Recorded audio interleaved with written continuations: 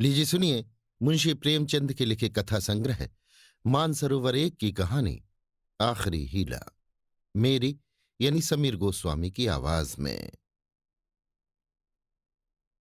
यद्यपि मेरी स्मरण शक्ति पृथ्वी के इतिहास की सारी स्मरणीय तारीखें भूल गई, वो तारीखें जिन्हें रातों को जाग कर और मस्तिष्क को खपा कर याद किया था, मगर विवाह की तिथि समतल भूमि में एक स्तंभ की भांति अटल है।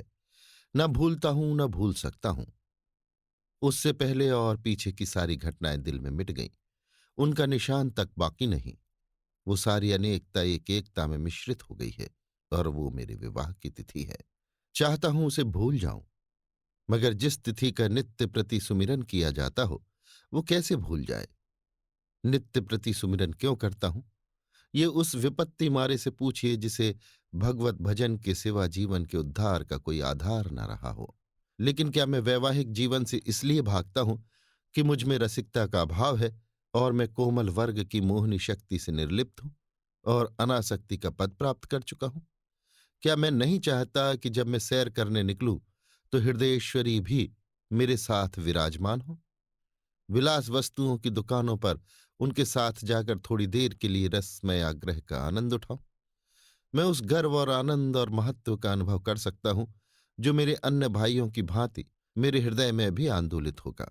लेकिन मेरे भाग्य में वो खुशियां, वो रंगरेलियां नहीं हैं, क्योंकि चित्र का दूसरा पक्ष भी तो देखता हूं।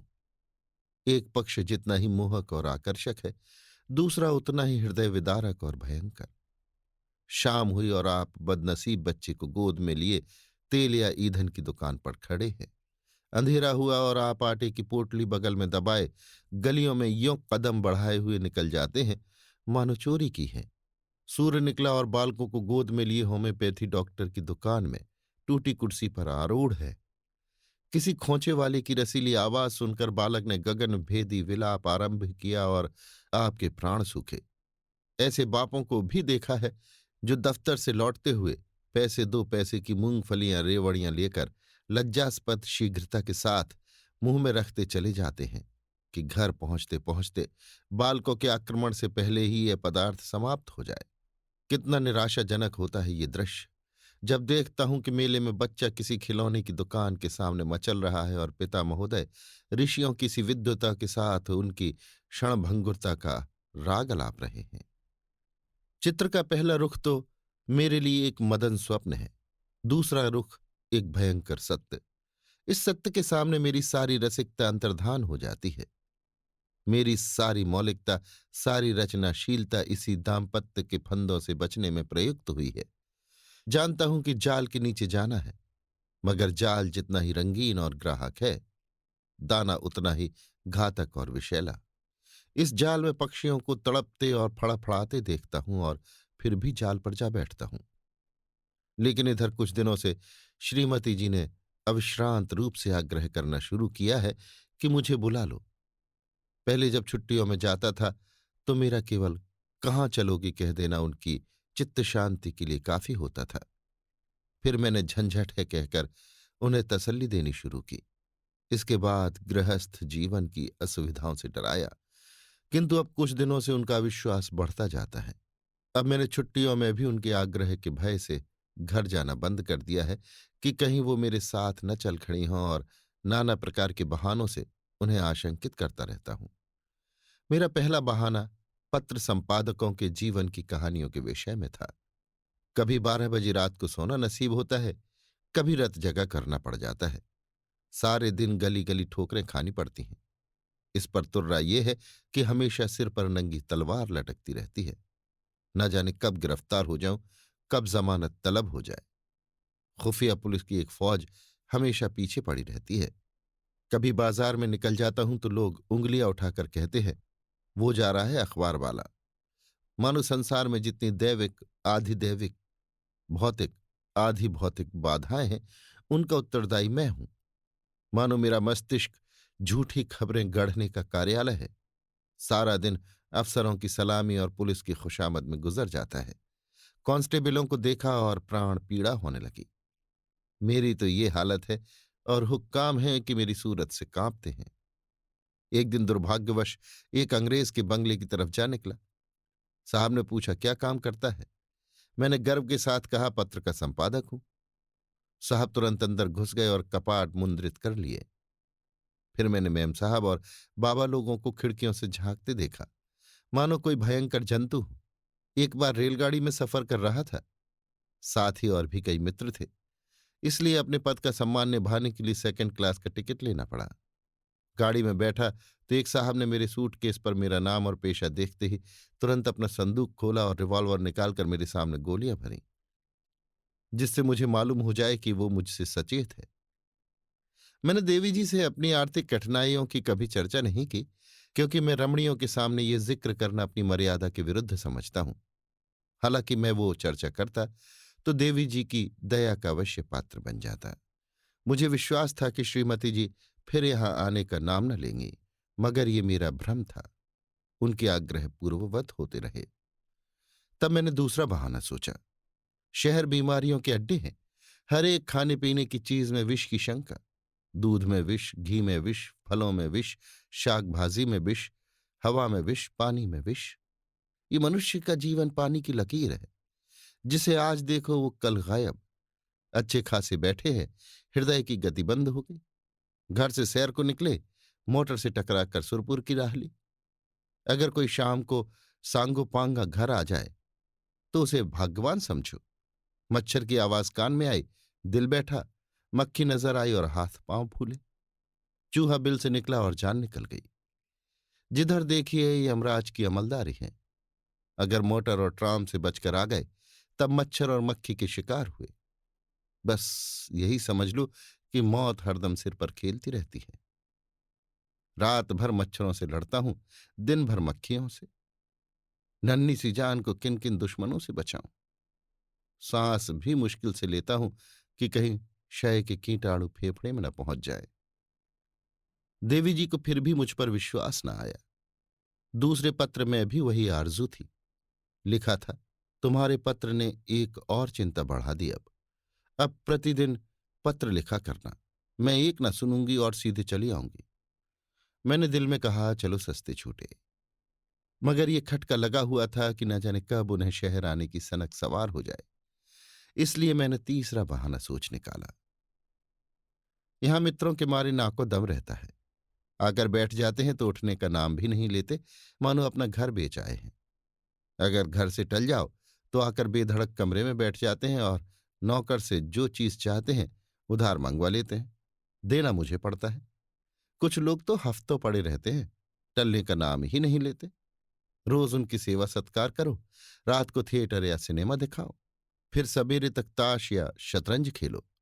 अधिकांश तो ऐसे हैं जो शराब के बगैर जिंदा ही नहीं रह सकते। अक्सर तो बीमार होकर आते हैं, बल्कि अधिकतर बीमार ही आते हैं। अब रोज डॉक्टर को बुलाओ, सेवा शुश्रूषा करो, रात भर सिराहने बैठे पंखा झलते रहो, उस पर यह शिकायत भी सुनते रहो कि यहां कोई हमारी बात भी नहीं पूछता। मेरी घड़ी महीनों से मेरी कलाई पर नहीं आई। दोस्तों के साथ जलसों में शरीक हो रही है। अचकन है वो एक साहब के पास है। कोट और दूसरे साहब ले गए, जूते और एक बाबू ले उड़े। मैं वही रद्दी कोट और वही चमरौधा जूता पहनकर दफ्तर जाता हूं। मित्र वृंद ताड़ते रहते हैं कि कौन सी नई वस्तु लाया। कोई चीज लाता हूं तो मारे डर के संदूक में बंद कर देता हूं। किसी की निगाह पड़ जाए तो कहीं ना कहीं न्योता खाने की धुन सवार हो जाए। पहली तारीख को वेतन मिलता है तो चोरों की तरह दबे पांव घर आता हूं कि कहीं कोई महाशय रुपयों की प्रतीक्षा में द्वार पर धरना जमाए न बैठे हों। मालूम नहीं उनकी सारी आवश्यकताएं पहली ही तारीख की बाट क्यों जोहती रहती हैं। एक दिन वेतन लेकर 12 बजे रात को लौटा, मगर देखा तो आधे दर्जन मित्र उस वक्त भी डटे हुए थे। माथा ठोक लिया। कितने ही बहाने करूं, उनके सामने एक नहीं चलती। मैं कहता हूं, घर से पत्र आया है, माताजी बहुत बीमार हैं। जवाब देते हैं, अजी बूढ़े इतनी जल्द नहीं मरते। मरना ही होता तो इतने दिन जीवित क्यों रहती। देख लेना, 2-4 दिन में अच्छी हो जाएंगी। और अगर मर भी जाएं तो वृद्धजनों की मृत्यु का शोक ही क्या, वो तो और खुशी की बात है। कहता हूं, लगान का बड़ा तकाजा हो रहा है। जवाब मिलता है, आजकल लगान तो बंद हो ही रहा है, लगान देने की जरूरत ही नहीं रही। अगर किसी संस्कार का बहाना करता हूं तो फरमाते हैं, तुम भी विचित्र जीव हो। इन कुप्रथाओं की लकीर पीटना तुम्हारी शान के खिलाफ है। अगर तुम उनका मूलोच्छेदन करोगे तो वो लोग क्या आकाश से आवेंगे? गरज ये कि किसी तरह प्राण नहीं बचते। मैंने समझा था कि हमारा ये बहाना निशाने पर बैठेगा। ऐसे घर में कौन रमणी रहना पसंद करेगी जो मित्रों पर ही अर्पित हो गया हो। किंतु मुझे फिर भ्रम हुआ। उत्तर में फिर वही आग्रह था। तब मैंने चौथा हीला सोचा। यहाँ के मकान हैं कि चिड़ियों के पिंजरे, न हवा न रोशनी। वो दुर्गंध उड़ती है कि खोपड़ी भन्ना जाती है। कितने ही को तो इसी दुर्गंध के कारण विसूचिका, टाइफाइड, यक्ष्मा आदि रोग हो जाते हैं। वर्षा हुई और मकान टपकने लगा। पानी चाहे घंटे भर बरसे, मकान रात भर बरसता रहता है। ऐसे बहुत कम घर होंगे जिनमें प्रेत बाधाएं न हों। लोगों को डरावने स्वप्न दिखाई देते हैं। कितनों ही को उन्माद रोग हो जाता है। आज नए घर में आए, कल ही उसे बदलने की चिंता सवार हो गई। कोई ठेला असबाब से लदा हुआ जा रहा है, कोई आ रहा है। जिधर देखिए ठेले ही ठेले नजर आते हैं। चोरियां तो इस कसरत से होती हैं कि अगर कोई रात कुशल से बीत जाए तो देवताओं की मनौती की जाती है। आधी रात हुई और चोर चोर, लेना लेना की आवाजें आने लगी। लोग दरवाजों पर मोटे मोटे लकड़ी के फट्टे या जूते या चिमटे लिए खड़े रहते हैं। फिर भी चोर इतने कुशल हैं कि आंख बचाकर अंदर पहुंच ही जाते हैं। एक मेरे बेतकल्लुफ दोस्त है। स्नेहवश मेरे पास बहुत देर तक बैठे रहते हैं। रात अंधेरे में बर्तन खड़के तो मैंने बिजली की बत्ती जलाई। देखा तो वही महाशय बर्तन समेट रहे हैं। मेरी आवाज सुनकर जोर से कहा मारा और बोले, मैं तुम्हें चकमा देना चाहता था। मैंने दिल में समझ लिया, अगर निकल जाते तो बर्तन आपके थे, जब जाग पड़ा तो चकमा हो गया। घर में आए कैसे थे, ये रहस्य है। कदाचित रात को ताश खेलकर चले तो बाहर जाने के बदले नीचे अंधेरी कोठरी में छिप गए। एक दिन एक महाशय मुझसे पत्र लिखाने आए। कमरे में कलम दवात न थी। ऊपर के कमरे से लाने गया। लौटकर आया तो देखा आप गायब हैं और उनके साथ फाउंटेन पेन भी गायब है। सारांश ये कि नगर जीवन नरक जीवन से कम दुखदाई नहीं है। मगर पत्नी जी पर नागरिक जीवन का ऐसा जादू चढ़ा हुआ है कि मेरा कोई बहाना उन पर असर नहीं करता। इस पत्र के जवाब में उन्होंने लिखा, मुझसे बहाना करते हो, मैं हरगिज न मानूंगी। तुम आकर मुझे ले जाओ। आखिर मुझे पांचवा बहाना करना पड़ा। ये खोंचे वाले के विषय में था। अभी बिस्तर से उठने की नौबत नहीं आई कि कानों में विचित्र आवाजें आने लगी। बाबुल के मीनार के निर्माण के साथ ऐसी निरर्थक आवाजें न आई होंगी। वो खोंचे वाले की शब्द क्रीड़ा है। उचित तो ये था, ये खोंचे वाले ढोल मंजीरे के साथ लोगों को अपनी चीजों की ओर आकर्षित करते। मगर इन औंधी अक्ल वालों को ये कहाँ सूझती है। ऐसे पैशाचिक स्वर निकालते हैं कि सुनने वाले के रोए खड़े हो जाते हैं। बच्चे माँ की गोद में चिमट जाते हैं। मैं भी रात को अक्सर चौंक पड़ता हूं। एक दिन तो मेरे पड़ोस में एक दुर्घटना हो गई। 11 बजे थे। कोई महिला बच्चे को दूध पिलाने उठी थी। एकाएक किसी खोंचे वाले की भयंकर ध्वनि कानों में आई तो चीख मारकर चिल्ला उठी और फिर बेहोश हो गई।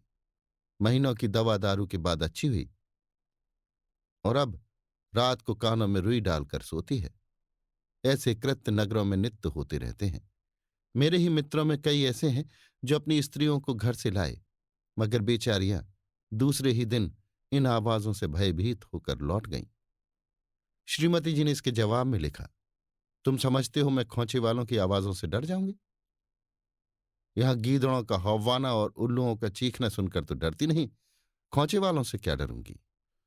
अंत में मुझे एक ऐसा बहाना सूझा जिसकी सफलता का मुझे पूरा विश्वास था। यद्यपि इसमें कुछ बदनामी थी, लेकिन बदनामी से मैं इतना नहीं डरता जितना उस विपत्ति से। फिर मैंने लिखा, शहर शरीफ जादियों के रहने की जगह नहीं। यहाँ की मेहरियां इतनी कटुभाषणी हैं कि बातों का जवाब गालियों से देती हैं और उनके बनाव संवार का क्या पूछना। भले घर की स्त्रियां तो उनकी ठाट देख कर ही शर्म से पानी पानी हो जाती हैं। सिर से पांव तक सोने से लदी हुई सामने से निकल जाती हैं तो ऐसा मालूम होता है कि सुगंधी की लपट निकल गई। गृहिणियां ये ठाट कहाँ से लाएं? उन्हें तो और भी सैकड़ों चिंताएं हैं।